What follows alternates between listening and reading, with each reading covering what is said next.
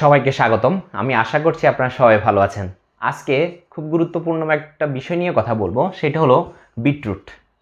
আমরা এই বিটরুট সম্পর্কে বা বিটরুটের উপকারিতা সম্পর্কে সবাই জানি, কিন্তু আজকে একটা বিশেষ কারণে এই বিটরুট সম্পর্কে আলোচনা করব। সেটা হলো যে বিটরুট গ্রহণ করলে কিভাবে আমাদের শরীরের মধ্যে উচ্চ রক্তচাপ, হার্ট অ্যাটাক এবং স্ট্রোক প্রবণতাটা হ্রাস পায়, সেই ব্যাপারটা ভিতরভাবে একটু আলোচনা করব। অর্থাৎ এটা গ্রহণ করলে এটা কিভাবে আমাদের শরীরের মধ্যে কাজ করে সেই বিষয়টা জানানোর চেষ্টা করব। এতে আমাদের উপকারটা কি হবে? আমাদের উপকার হবে, আমরা বিটরুট খাওয়ার সময় আমাদের বিটরুটের প্রতি আমাদের ভক্তি শ্রদ্ধাটা অনেক বেশি বেড়ে যাবে। এবং যদি আপনি কোনো খাবারের প্রতি যদি আপনার ভক্তি শ্রদ্ধা বেড়ে যায়, তাহলে এটা আপনার শরীরের মধ্যে গিয়ে খুব ভালোভাবে কাজ করবে। আমরা একটু চলে আসি এখানে, যে আসলে প্রথমত এই বিটরুট আমাদের উচ্চ রক্তচাপটাকে কিভাবে হ্রাস করে। আমরা একটু যদি দেখি যে 100 গ্রাম বিটরুট যদি আমরা গ্রহণ করি, সেখানে কিন্তু সোডিয়ামের পরিমাণ হলো 78 মিলিগ্রাম, গ্রাম না কিন্তু, সেটা হলো মিলিগ্রাম। আর পটাশিয়ামের পরিমাণ হলো 325 মিলিগ্রাম। তাহলে এই যে বিটের মধ্যে সোডিয়ামের পরিমাণ এবং পটাশিয়ামের পরিমাণ আমরা জেনে ফেললাম। একটা জিনিস আমাদেরকে জানতে হবে যে সোডিয়াম যদি আমাদের রক্তের মধ্যে বেড়ে যায়, তাহলে আমাদের ব্লাড প্রেশার হাই হয়। আর যদি রক্তের মধ্যে পটাশিয়ামের পরিমাণ যদি বেড়ে যায়, তাহলে ব্লাড প্রেশার লো হয়। তাহলে এখানে আমরা যদি দেখি, একটু খেয়াল করি যে যেহেতু পটাশিয়ামের পরিমাণটা বিটরুটের মধ্যে বেশি, এই জন্য বিটরুট যদি আমরা গ্রহণ করি তাহলে প্রচুর পরিমাণে পটাশিয়াম পাবো এবং এতে করে আমাদের ব্লাড প্রেশারটা ডাউন হবে। তাহলে যাদের ক্ষেত্রে এমনিতেই রক্তচাপ কম বা লো প্রেশার যাদের রক্তের, তারা যদি বেশি পরিমাণে বিটরুট গ্রহণ করেন তাহলে কিন্তু একটু ঝামেলা হতে পারে। আমাদেরকে এই বিষয়টা একটু খেয়াল রাখতে হবে।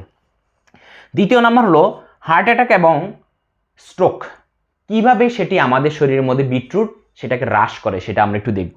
তবে আমাদেরকে এখানে একটু ভালো করে খেয়াল রাখতে হবে যে এখানে আমি একটা রক্তনালী এঁকে রেখেছি, এবং রক্তনালীকে যদি আমরা কেটে দেখি তাহলে আমরা ভিতরে 3টা স্তর পাবো। সবচেয়ে ভিতরের স্তর হলো এন্ডোথেলিয়াম। এখন আমরা চলে আসি যে আমাদের যে শরীরের মধ্যে স্ট্রোক এবং হার্ট অ্যাটাক হয়, সেই ক্ষেত্রে একটা পদার্থ খুব বিশেষ ভূমিকা পালন করে। সেই বিশেষ পদার্থটার নাম হলো হোমোসিস্টিন। এই হোমোসিস্টিনটা যদি আমাদের রক্তের মধ্যে বেশি পাওয়া যায়, তাহলে বুঝে নিতে হবে ওই লোকের হার্ট অ্যাটাক এবং স্ট্রোক করার প্রবণতাটা অনেক অনেক বেশি। তাহলে এই হোমোসিস্টিনটা কোন জায়গা থেকে আসে? এটা আমাদের শরীর বিভিন্ন ক্রিয়া প্রক্রিয়ার মাধ্যমে তৈরি করে ফেলে।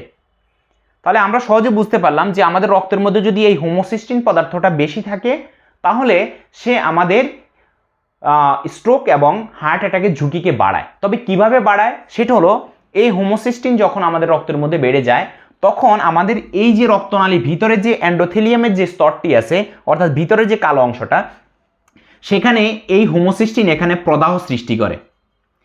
হ্যাঁ, এই ভিতরের অংশের মধ্যে প্রদাহ সৃষ্টি করে। প্রদাহ সৃষ্টি করলে এখানে কি হয়? প্রচুর পরিমাণে রক্ত জমাট বেঁধে যায়, এবং এখানে রক্ত জমাট বেঁধে গেলে আমাদের রক্ত চলাচলের পথটি অফ হয়ে যায় বা অনেক বেশি সরু হয়ে যায়। তাহলে আমি আবার বলছি যে হোমোসিস্টিন আমাদের রক্তনালীর ভিতরের প্রাচীরের মধ্যে যে এন্ডোথেলিয়াম আছে, সেখানে প্রদাহ সৃষ্টি করে, এবং এতে করে সেখানে প্রচুর পরিমাণ রক্ত জমাট বেঁধে যায় এবং আমাদের রক্ত চলাচলের পথটি অফ হয়ে যায়। তাহলে আপনার হৃৎপিণ্ডের মধ্যে যদি রক্ত চলাচল অফ হয়ে যায়, তাহলে অবশ্যই হার্ট অ্যাটাক হয়ে যাবে। আর যদি আপনার মস্তিষ্কের মধ্যে যদি রক্ত চলাচল অফ হয়ে যায়, তাহলে অবশ্যই স্ট্রোক হবে। তাহলে আমরা সহজে বুঝতে পারলাম যে এই হোমোসিস্টিন পদার্থটা আমাদের এন্ডোথেলিয়ামকে ক্ষতিগ্রস্ত করার মাধ্যমে আমাদের শরীরের মধ্যে স্ট্রোক এবং হার্ট অ্যাটাকের ঝুঁকিকে অনেক বেশি বাড়িয়ে দেয়। তাহলে এখন আমরা চলে আসি যে আমাদের এখন কাজ হলো হোমোসিস্টিনটাকে কিভাবে হ্রাস করা যায়। আপনারা জেনে অবাক হবেন যে আমাদের যে এই যে আমরা বিট খাই বা বিটরুট খাই, সেই বিটরুটের মধ্যে প্রচুর পরিমাণে এক ধরনের পদার্থ থাকে যার নাম হলো বিটেইন। এই বিটেইন পদার্থটা আমাদের এই হোমোসিস্টিনের লেভেলটাকে অনেক বেশি নিচে নামিয়ে নিয়ে আসে, বা আমাদের এই হোমোসিস্টিনকে ঠিকভাবে আর কাজ করতে দেয় না, বা হোমোসিস্টিনকে অনেক বেশি হ্রাস করে ফেলে, কমিয়ে ফেলে আমাদের শরীরের মধ্যে। তাহলে যদি আমাদের এই হোমোসিস্টিনের পরিমাণটা যদি শরীর থেকে কমে যায় বা রক্তের মধ্যে কমে যায়, তাহলে আমাদের অবশ্যই হার্ট অ্যাটাক এবং স্ট্রোকের ঝুঁকিটি অনেক বেশি কমে যাবে। তাহলে এটা হলো ভিতরের কাজ, যে আসলে আমরা যখন বিট গ্রহণ করি বা বিটরুট গ্রহণ করি তখন আমাদের শরীরের মধ্যে এই বিটেইন পদার্থটা আসে এবং সে আমাদের হোমোসিস্টিন পদার্থটাকে অনেক বেশি হ্রাস করে বা কমিয়ে ফেলে। এতে করে আমাদের এন্ডোথেলিয়াম অনেক বেশি ভালো থাকে এবং আমাদের এই হার্ট অ্যাটাক এবং স্ট্রোকের ঝুঁকি অনেক বেশি কমে যায়। কিন্তু পাশাপাশি আরেকটা বিষয় খেয়াল রাখতে হবে, যে আমরা যদি 100 গ্রাম বিটরুট গ্রহণ করি সেখানে কিন্তু 7 গ্রাম সুগার পাওয়া যায়। তাহলে 100 গ্রাম বিটরুট যদি আপনি শুকিয়ে দেখেন, ওজন করে দেখেন, তখন কিন্তু এটা হয়তো 40 গ্রাম পাবেন, কারণ 60 গ্রামের মতো পানি এখান থেকে হয়তো চলে যাবে।